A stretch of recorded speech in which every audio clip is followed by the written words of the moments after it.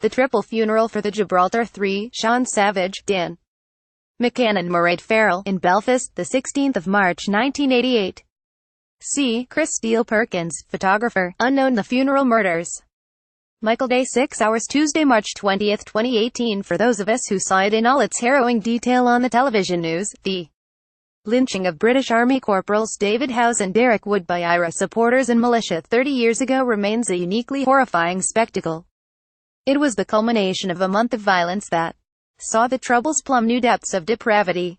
Those murders and their lingering effects were explored in filmmaker Vanessa Engel's The Funeral Murderers.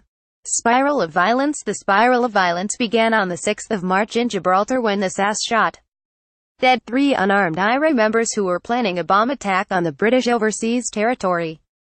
At their joint funeral 10 days later, Loyalist gunman Michael Stone threw hand grenades and fired pistols at mourners, killing 3 and injuring around 60 others.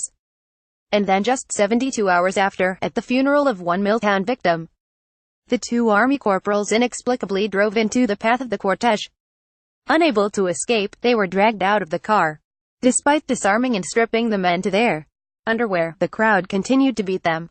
John Murray, killed by Michael Stone at Milltown Cemetery on the 16th of March 1988, with his baby son tortured and shot. The pair were driven away, tortured and shot dead by the IRA, while Republicans shoved away journalists and a Catholic priest. In the interviews with bereaved relatives, security force members, Republicans and Loyalists who witnessed the violence, we see how unhealed trauma and mutual suspicion persist in Northern Ireland today. Some of those interviewed are still willing to justify, or even celebrate the killings.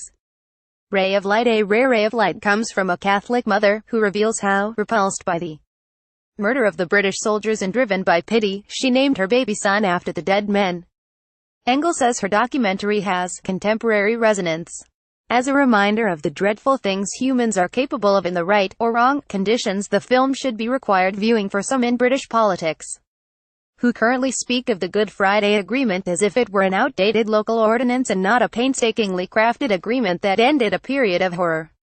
iNews https://inews.co.uk